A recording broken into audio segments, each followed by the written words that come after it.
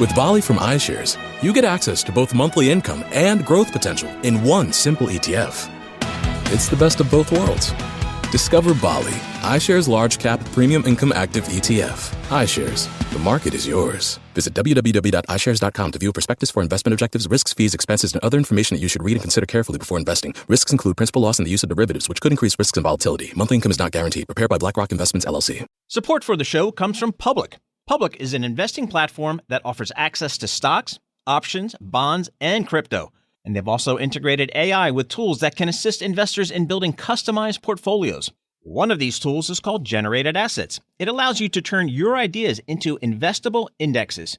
So let's say you're interested in something specific, like biotech companies with high R&D spend, small cap stocks with improving operating margins, or the S&P 500 minus high debt companies. Chances are there isn't an ETF that fits your exact criteria. But on Public, you just type in a prompt and their AI screens thousands of stocks and builds a one-of-a-kind index. You can even backtest it against the S&P 500. Then you can invest in a few clicks. Go to public.com/market and earn an uncapped 1% bonus when you transfer your portfolio. That's public.com/market. Ad paid for by Public Holdings. Brokerage services by Public Investing. Member FINRA SIPC. Advisory services by Public Advisors. SEC registered advisor. Crypto services by Zero Hash. Sample prompts are for illustrative purposes only, not investment advice. All investing involves risk of loss. See complete disclosures at public.com/disclosures. Being a small business owner isn't just a career, it's a calling. Chase for Business knows how much heart and effort go into building something of your own. Manage all your business finances, from banking to payments to credit cards, all in one place with Chase's digital tools. Plus, access online resources designed to help your business thrive. Learn more at chase.com/business. Chase for Business. Make more of what's yours. The Chase mobile app is available for select mobile devices. Message and data rates may apply. JP Morgan Chase Bank N.A. Member FDIC. Copyright 2026. JP Morgan Chase & Company. Bloomberg Audio Studios. Podcasts, radio, news. This is a breaking news update from Bloomberg. Instant reaction and analysis from our 3,000 journalists and analysts around the world. The U.S. Supreme Court struck down President Donald Trump's sweeping global tariffs, undercutting his signature economic policy and delivering his biggest legal defeat since he returned to the White House. Tyler Kendall, Bloomberg News White House correspondent, joins us here, Washington correspondent. Tyler, give us the latest on what we know about this Supreme Court ruling. So it appears that the court, in a 6-3 decision, struck down President Trump's tariffs, those broad-based ones that have to do with IEEPA, the International Emergency Economic Powers Act. The president put forward IEEPA tariffs on two accounts. One was those fentanyl-related tariffs related to Canada, Mexico, and in part on China. And then the other were the more broad-based ones, where he cited persistent trade imbalances. Now, we're still going through this. Cases coming in real time right now to figure out the two questions that were in front of the court. One was, does President Trump actually have the authority to invoke IEEPA to impose tariffs? Because this has never been done before. This is typically a federal authority that is used to invoke sanctions. So the question here is whether or not he circumvented Congress. The other question was about whether or not he actually invoked IEEPA correctly, if he's able to, by declaring these national emergencies. Did those national emergencies related to fentanyl, related to these trade imbalances, reach a legal standard of what is known as an unusual and extraordinary threat, that the president would have this authority to impose a tariff, a regulation of commerce in this way to achieve his objectives. We're still reading through this, but it appears that we have one, at least, dissenting opinion was from Kavanaugh, of course, Brett Kavanaugh, who was nominated under President Trump, who says, quote, "The court says nothing today about whether, and if so, how the government should go about returning the billions of dollars that it has collected from importers, but that process is likely to be a mess, as was acknowledged at oral argument." So that's going to be the entire next phase of this.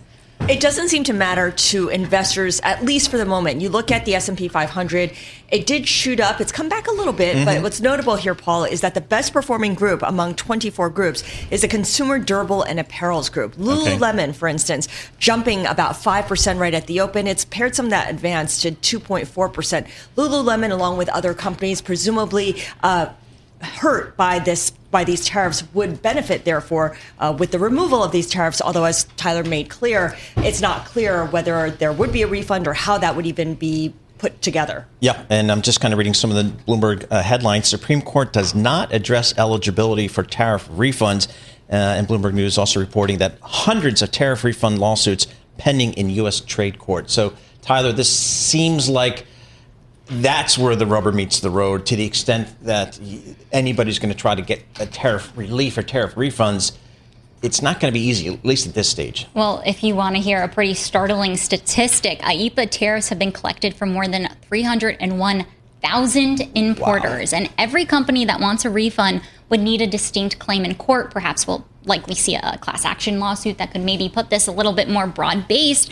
But when we're looking at just the massive amount of revenue that was raised by these IEEPA tariffs alone, of course, the Trump administration has other tariff authorities that are already in place, Section 232 related to national security, for example. Those IEEPA broad-based tariffs brought in last year more than $134 billion for the U.S. government. So it's going to be a complicated process. It likely would leave the question of refunds to a lower court, most likely the Court of International Trade, which first took up this case. There's a few different wonky points that I had written down here on how this could ultimately end up happening. One thing to know is that there's something known as the liquidation process, which basically is the statute of limitation that a company can ask for its money back. That's 314 days. So some of those tariffs imposed on China have actually been imposed longer than that, so those companies want to get those back. But by and large, I think we're still within that time frame for these companies to ask for those requests. And just a quick mention, equities building on their advance a little bit, with the S&P 500 now up 1/3%. Treasury yields are higher. And the thinking is with the removal of tariffs would leave a budget hole that we know already surpassed $130 billion as of December. Treasury would need to sell a lot more bonds to bridge the gap, and that would put some pressure on yields, upward pressure.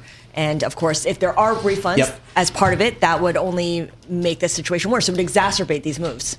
So I guess, Tyler, there's still opportunities. There's still tools that the president can use to apply some tariffs, even if this IEEPA sweeping one is no longer on the table. Right. And we've already heard telegraphed from the administration that they're going to pull on these other federal authorities. Some of them are already in place. We talk a lot about Section 232, those national security tariffs that the administration has put forward on some of those critical sectors, steel, aluminum, critical minerals, and a lot of those other areas that have been a focus of the Trump administration when it comes to countering China. We could also see Section 301 investigations. That's over unfair trade practices.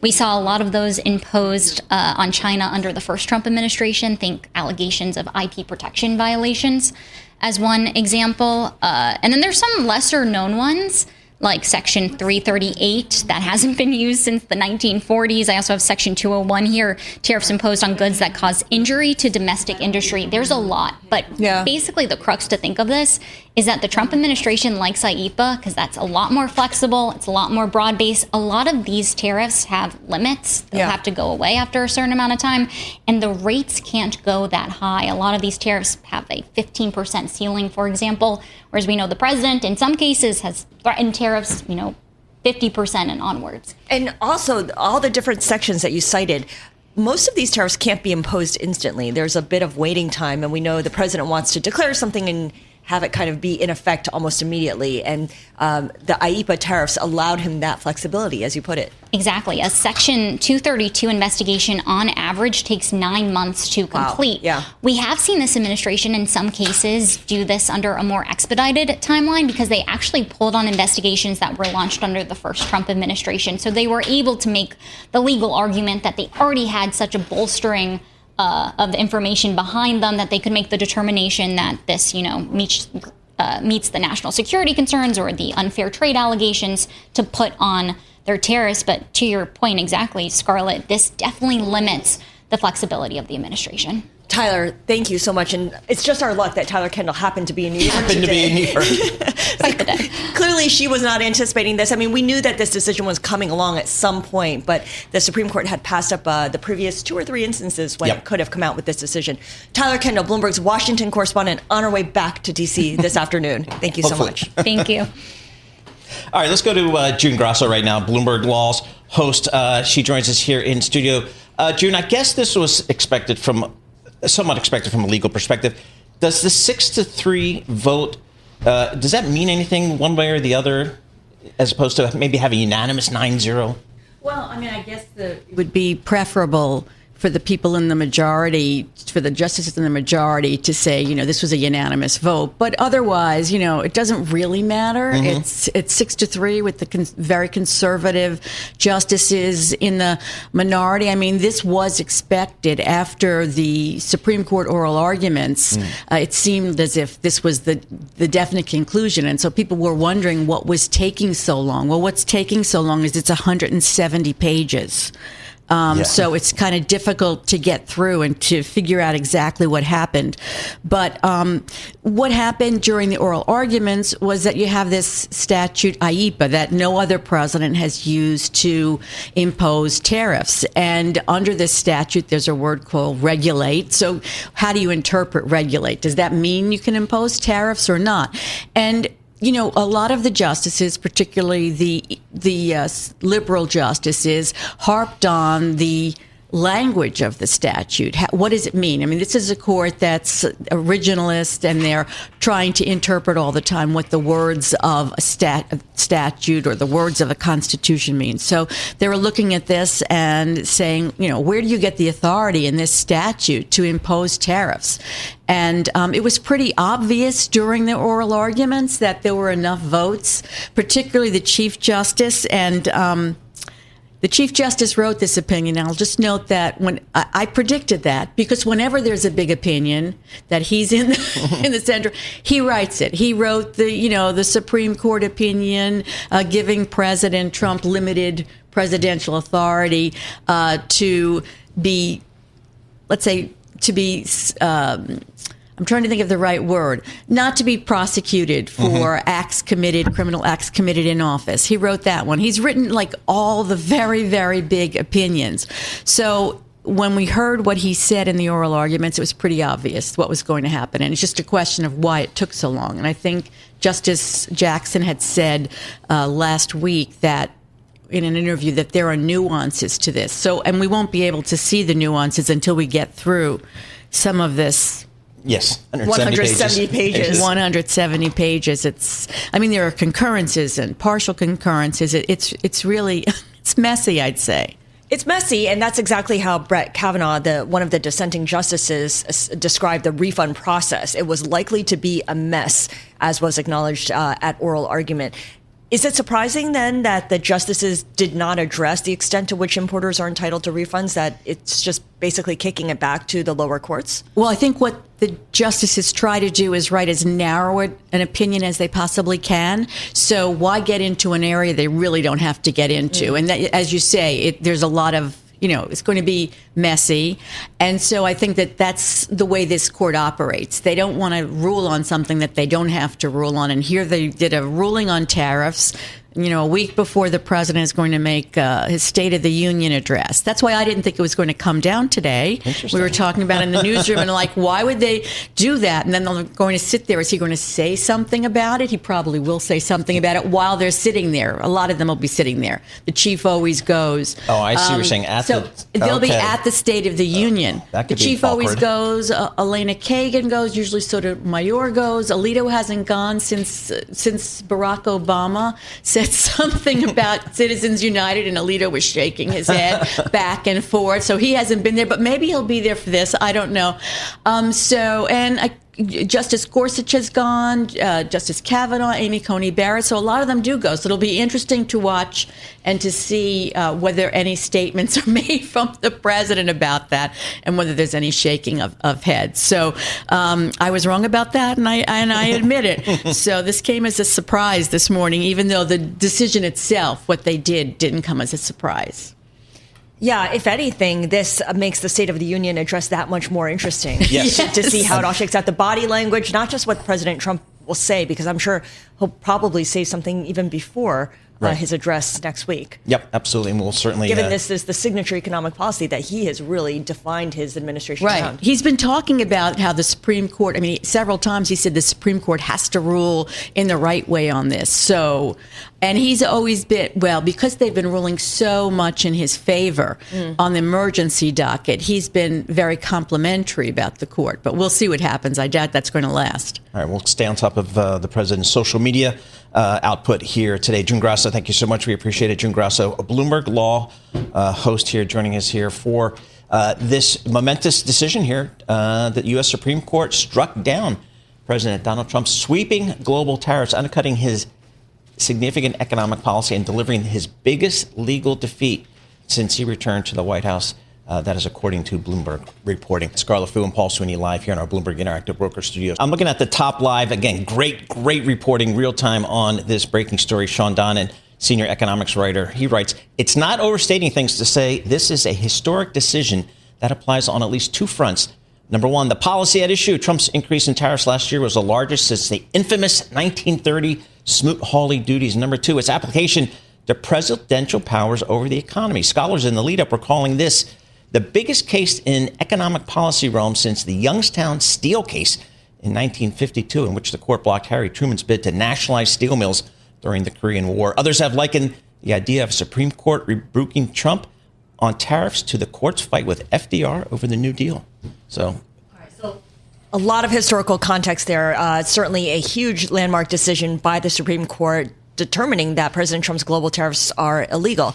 Let's bring in Henrietta Treyz. Henrietta is our go-to expert on all things policy and economics. She is the managing partner and director of economic policy at Vetta Partners.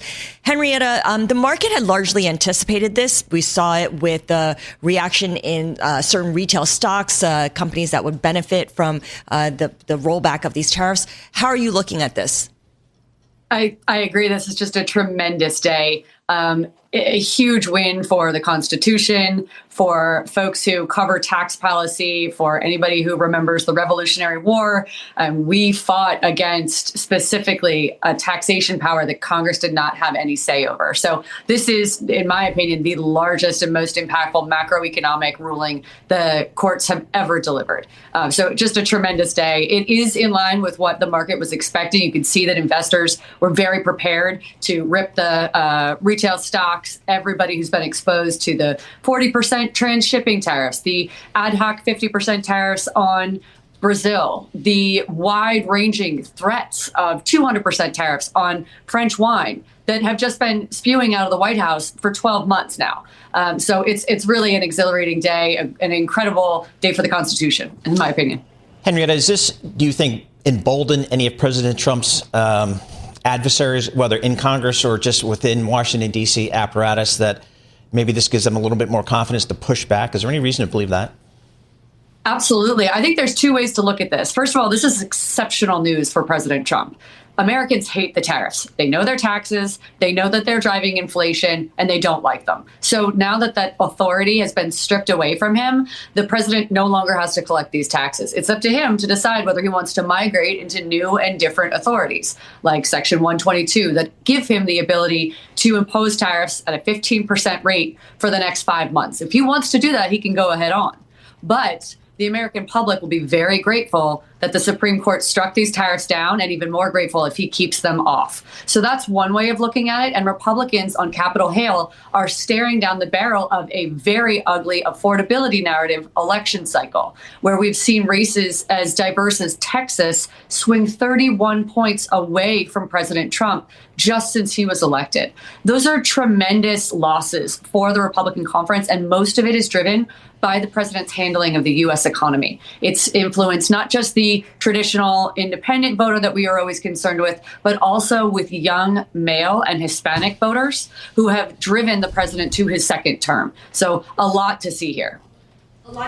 A lot to see here, and it's not just American stocks that are benefiting. I'm looking at, for instance, LVMH, Hennessy in Europe climbing on the news, up 4.4% in European trading. Yep. So companies that rely on exports to the U.S. also benefiting from this ruling. Paul asks a really important question, Henrietta. Basic. It's very basic. Are tariffs rolled back starting today?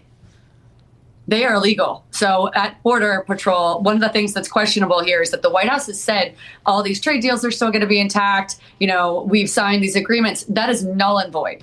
Now, if you are an importer and you are at Customs and Border Patrol, you no longer will suffer paying for these tariffs. The Supreme Court has told Customs and Border Patrol they can no longer collect them. So this is a problem that the White House is going to have to address. They have a number of trade deals that they have signed. I believe there's about 8 at this point, and many of them include a reciprocal tariff of 10% in the case of the UK or 19% in the case of Indonesia. Those tariffs are illegal. The Supreme Court has told the Customs and Border Patrol people this authority is not permitted. So it's the importers who are going to rise up and say, I'm not paying. It doesn't matter what the countries, independently decide or whatever the White House says. So what do we expect this administration? How do you expect the president and the administration to respond here? Do you think they will aggressively try to work other tariff routes, or maybe just let this issue die and just fade away? I appreciate the question, Paul. I am wildly out of consensus on this, but what I just described on Section 122 is just one of the many alternatives that the president has. Section 301, which is $350 billion worth of tariffs on China. We could re-up that and apply it to the EU, the UK, or Brazil. All of those have been threatened. But think about what functionally that means. It means that individual businesses will have to go out again, get their trade lawyers on the payroll to comply with brand new, potentially even unused authorities that they'll have to comply with once again. Is it a 15% tariff rate under Section 122? Does it exist now? When's the president going to put it on? What do I need to worry about with the national security tariff? The confusion and the uncertainty, which were the buzzwords following Liberation Day in April, are going to come roaring back in the event the president decides to migrate away from IEEPA and move into new and different authorities. I think it would be extraordinarily disruptive. And again, with my eye on the election cycle and the affordability narrative, the president, I think, is already on a very tight leash, and he's not going to have the leeway to fully reimpose anywhere near the revenue that has been collected by IEEPA so far. So I don't think these tariffs will ever come back at their current level, and I think they will be much more restrained going forward. How does this all add up to what the president was planning to say in his State of the Union next week? Because affordability was something that the White House has signaled it's really going to start focusing on, especially with the midterm elections coming up. Now that the tariffs are ruled illegal by the Supreme Court, how does he fold that into his larger platform?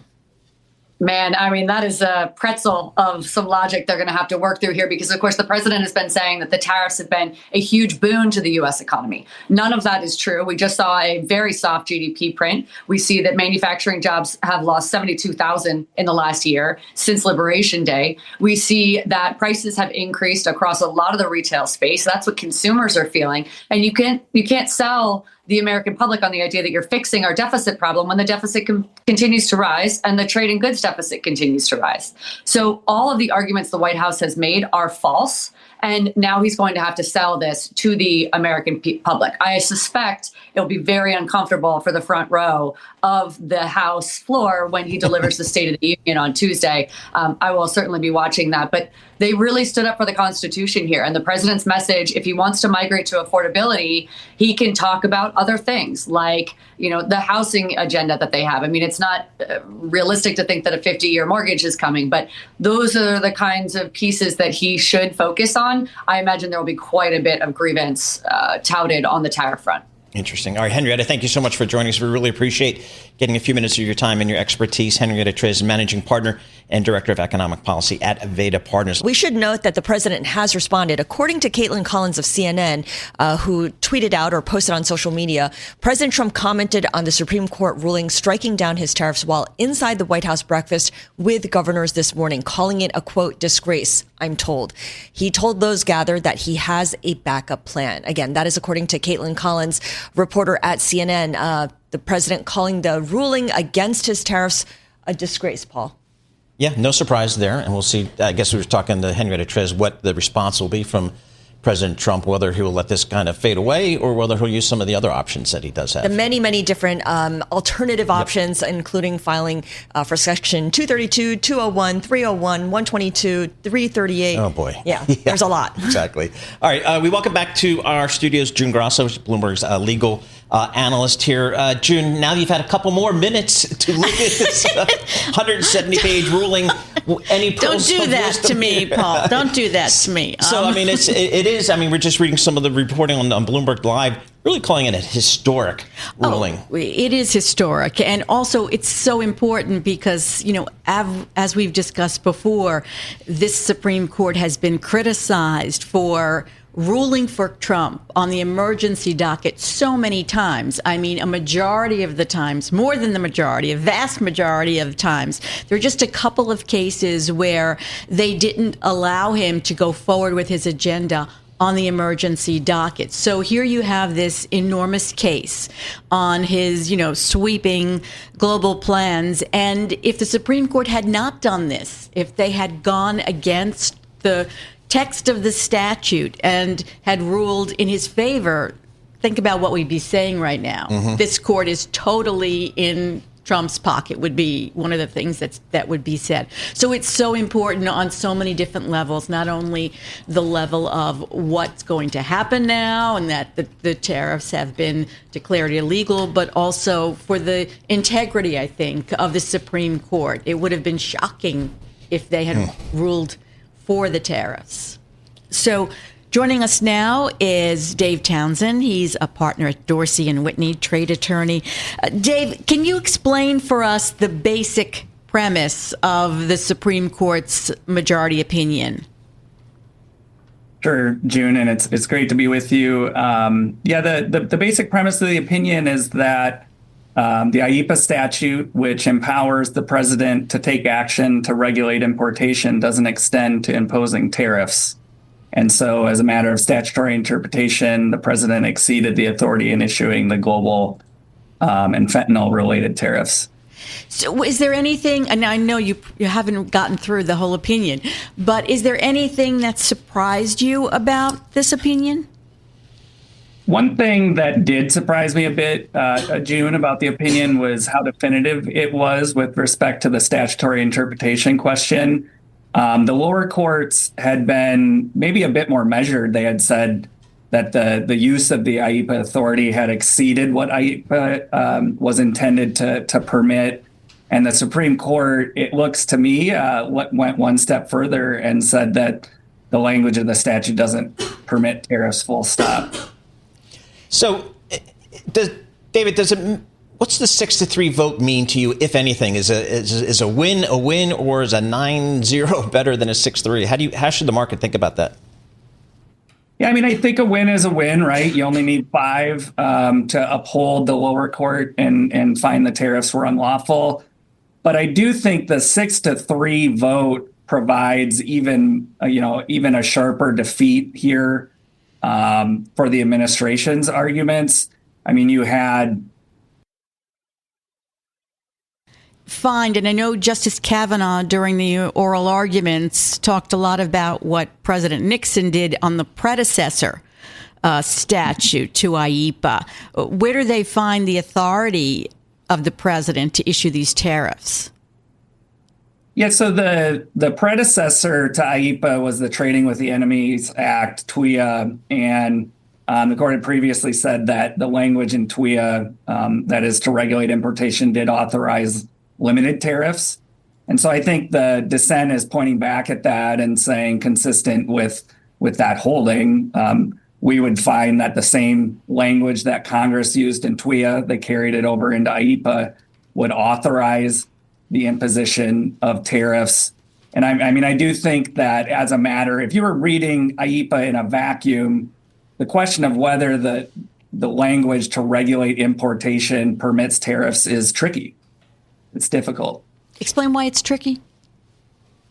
Well, I think the administration's argument was we can clearly ban imports under that language and under IEEPA, and they've done that for decades under various economic sanctions statutes. And so the theory would go, if we can ban imports, why can't we do something more calibrated and measured, such as impose a tariff? Just a reminder, if you're just joining us, we're speaking with Dave Townsend, partner with Dorsey and Whitney, and June Garasso, the host of Bloomberg Law, with us here, Paul Sweeney and Scarlet Fu on Bloomberg Intelligence, after the Supreme Court struck down President Trump's global tariffs, saying that he exceeded his authority by invoking a federal emergency powers law. Dave, let me ask you a dumb question. President Trump does not respond well to legal setbacks. We know that he appeals to a higher court, an authority. There is no higher court than the Supreme Court. But is there really no legal recourse for him left here? Could he, seek to impeach a justice or three justices? So, I think there's kind of two dimensions here in terms of what happens next. One is with respect to tariff refunds and whether importers are owed tariffs. And the second is, what does the administration do next? What is the U.S. tariff policy in light of this opinion? And the administration has been laying the groundwork, I'm sure behind the scenes, but in public too, saying continuity will carry the day as of today and moving forward. And the tariffs in one form or another will be reimposed under probably a combination of authorities. So I think, the refund issue is important to companies.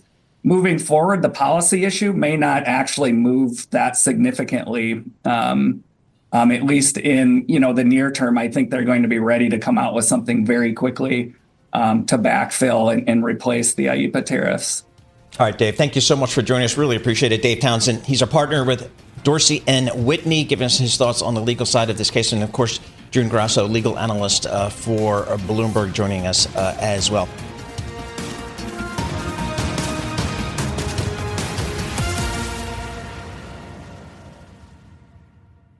Kraken is running a 3% deposit match. Opt in and deposit $1 or up to $1 million in cash or crypto, and Kraken will match 3%. If you deposit $100,000, that's a $3,000 match. Your deposits stay tradable on Kraken the whole time. Enroll in the Kraken app and start your deposit match today. Download Kraken on the App Store or Google Play. Terms and conditions apply. Not investment advice. Crypto trading involves risk of loss and is offered to U.S. customers, excluding New York and Maine, through Payward Interactive Incorporated. View legal disclosures at kraken.com/legal/disclosures. Picture this. Me, Reese Witherspoon, in London, ordering fish and chips so often they might start wrapping me in paper.